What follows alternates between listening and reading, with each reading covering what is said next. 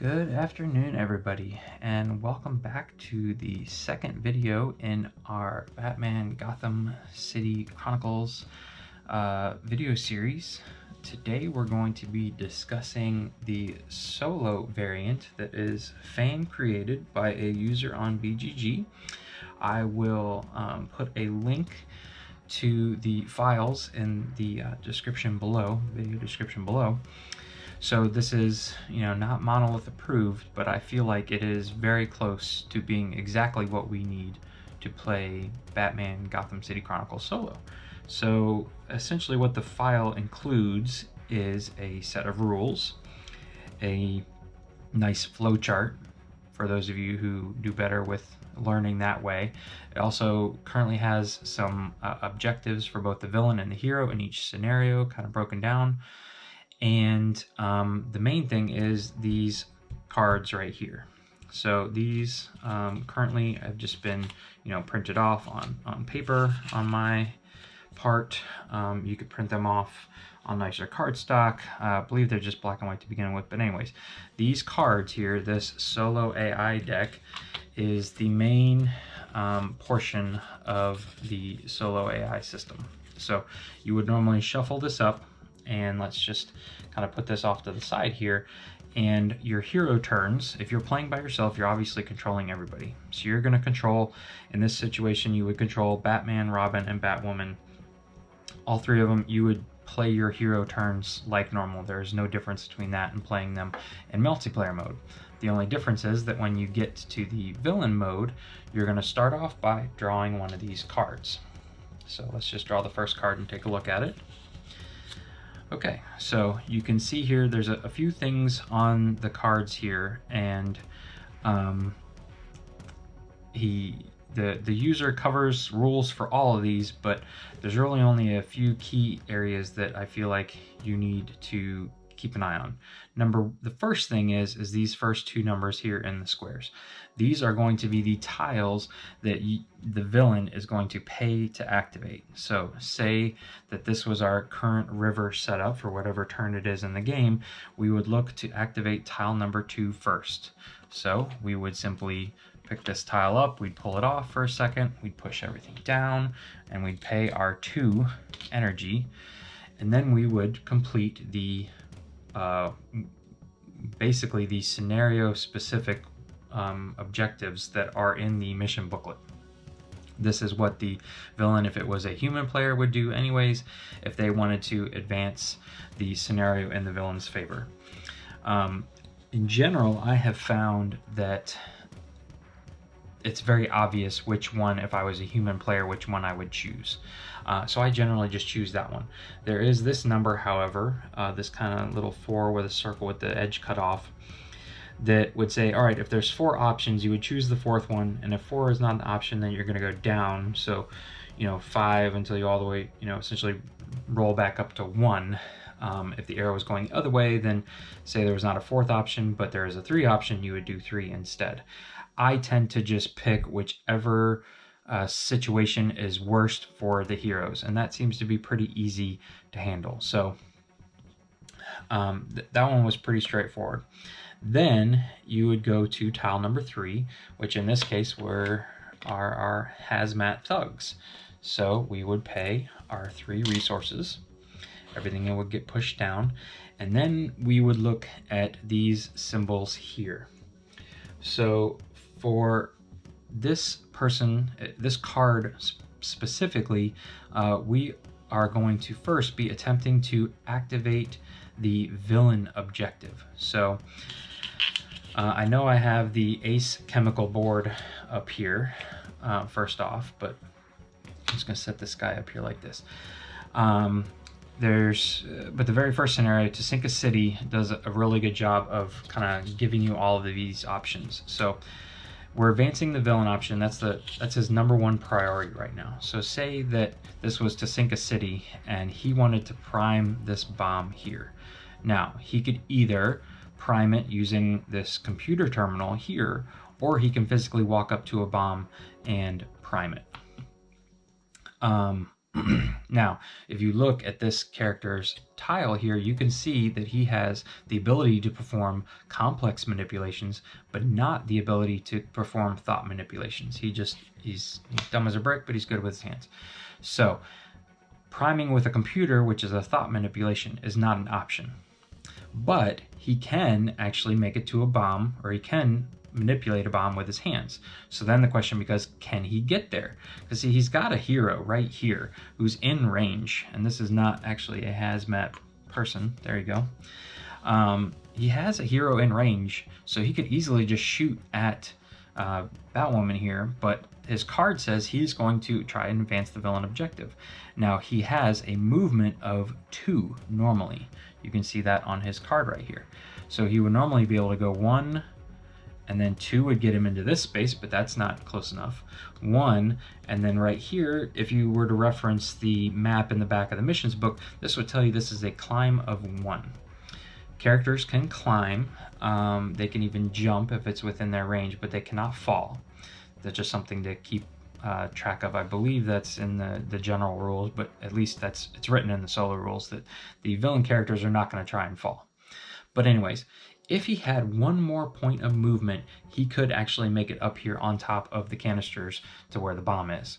So the solo rules not only give you the direction, but the rules say if you have the energy to spend, you can spend up to 1 movement if it would put the miniature in the space that allows them to complete their priority action, which in this case is arming the bomb.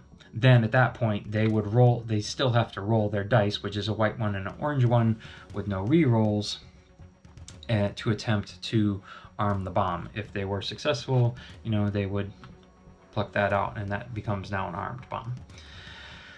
Now, let's say, for example, the Hazmat Thugs is not who we had pulled. It was Penguin's gang.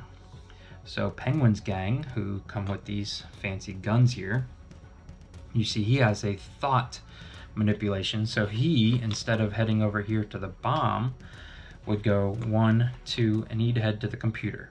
Again, he's bypassing the hero here because the card, the solo card, says that his top priority is advancing the villain mission. And this is just an icon that was created by the user. He explains that in the rules. This second icon here is defend the hero objective. So essentially, instead of trying to attack a hero directly, he would attempt to get in their way. So for example, in say the Ace Chemical situation where Batman, we know it is headed up to try and get to the safe here, which is just off screen. And say I got the Hazmat Thugs again. So we know that the hero objective currently at this moment in the game is Batman getting to the safe. And he's headed that direction. We can see that. He's the one headed up the stairs. So I have 2 Hazmat Thugs here on... Actually, I have 3. We'll include the 3rd one here. So you could interpret this in any way, but I would choose to pick whichever was thematic. I would probably have this guy shoot at Batman because he's got line of sight to Batman and he knows Batman's trying to get there, so hitting him and wounding him is going to slow him down. Then these 2 guys, I would have the choice. This guy probably would also shoot at Batman. He has line of sight at Batwoman here, but he's going to go after the person who's trying to advance the hero objective.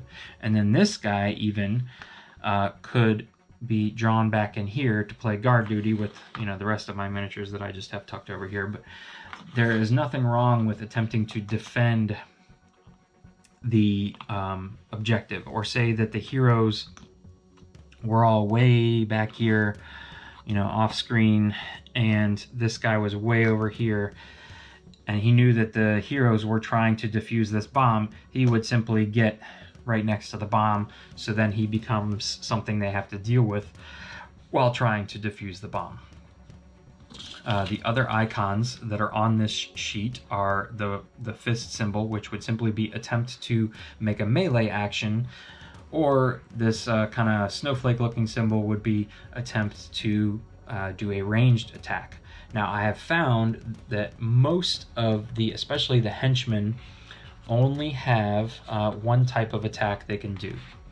You can see here that pretty much anybody with a gun is only going to be doing a ranged attack. Even the brutes, these big guys here with lots of muscles, have no melee attack. And so therefore they are always going to attempt to shoot somebody with their shotgun, which makes sense too. If you were even in the same space, he's going to open up with a shotgun on you. Whereas the prisoners here have no gun in hand. They only have these, billy clubs that they stole from the cops. So they're only going to be doing a ranged action. So me personally, if I have a card come up like this and I see one of the attack actions, either melee or ranged, come up in the priority, I just select whichever attack action the prisoner has the ability to do. Now let's just say this was our card that we drew and we paid to activate the prisoner tile here, and it was attack the closest hero. Well, there's no hero in sight. He cannot, within, and even as a movement of 3, 1, 2, 3, he cannot get within range of any hero. So then he would move to the next action, which is ranged attack. He doesn't have ranged attack. Then he would move to defend the hero objective, which in this case would be, let's stand next to this bomb. That way it gives him something to do. He's making a movement. He's not just standing there, but he's also not just going to wander around the board. He has a purpose. The last icon here that was not on this first card that I want to cover is this boot symbol, which is just advance towards the closest heroes. So say there is no true villain objective to advance, like in the Ace Chemicals scenario, you really just kind of trying to slow down the heroes. There are no bombs to arm. There's no, nothing to dump into the chemicals, nothing like that. It's simply, so there would be, you would skip here and say it was the prisoner and he has no range, he has nobody to attack. He simply would, with this symbol, then advance as close as he can towards the closest hero. If at any point there is a tie, say you have 2 heroes on opposite sides of the board and they're both 5 spaces away, who do you go towards? Well, that's where these keywords come in. At the top of the card, you can see this first card here said closest to a villain objective. So if Batman was right here, 1 room away from the safe, the villain would advance towards Batman because he is closest to the villain. Well, he's closest to the hero objective in that case, or highest reserve, and that refers to your hero boards, and the amount of energy reserve would be how many you have in this slot here. So if you have highest reserve, that would probably be Robin in this instance, but say Robin had spent all of his, he would be fewest in reserve. I believe some of the keywords are resting or any active players, so you would ignore anybody resting. Least amount of wounds, there's highest reserve again, most fatigue, so do they have the most amount of cubes in that middle zone, things like that. So these keywords at the top are giving you your target priority for the miniature. And again, anytime you activate a tile that's henchman, you're going to activate all of them. So you would go through each one of these decision trees here for each individual miniature, because one may be closer than the other, one may be on the other side of the map, things like that. If you ever are activating a villain, and let me see if I have one here. No, I don't tend to have one, but the Death Doctor is an example I can use. You can see here that the Death Doctor has 2 instances of complex thought he can take. He's a doctor, so you can either make 1 attempt with a black die and a white die. That's like putting all your marbles into, all your eggs in one basket. Or he can make 3 attempts with 2 white die. I don't really know what situation this would come in, but say Bane, Venom injected Bane has 2 types of melee attacks. He can either wallop you with 2 black dice once, or he can attack you 3 different times, or 3 different people with 3 or 2 yellow dice. So much smaller attack, but he can hit more people. If you ever are deciding, if you have a situation like that, which of the attacks to use, that's what this little, these 1s and 2s come in. So you would either decide, oh, the one is Bane's powerful attack, so I'm going to decide that Bane wants to really hurt one person as bad as he can, or Bane wants to spread his hits out, so he would use the 2-1.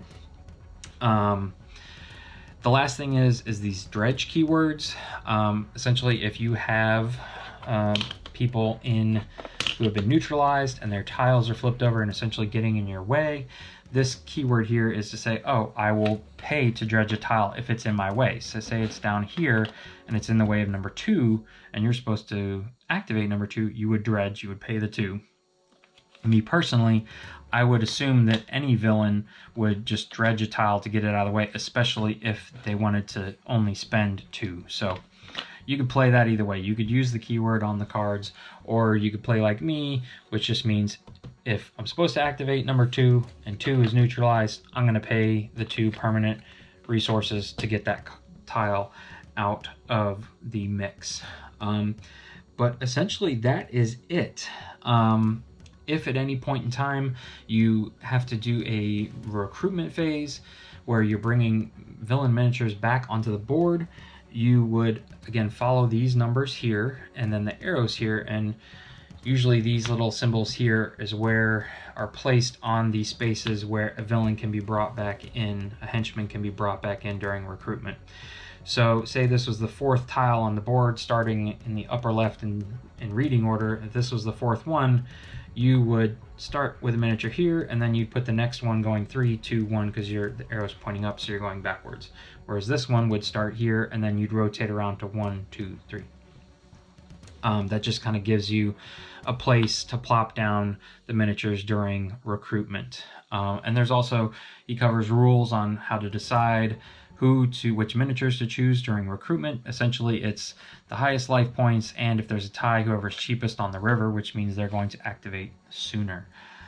That is pretty much it. Again, the villain is going to spend energy on a single movement if they have the energy to spend, and one single movement would get them in position to complete their priority action. They're also going to spend a single energy on a reroll if they roll a complete blank.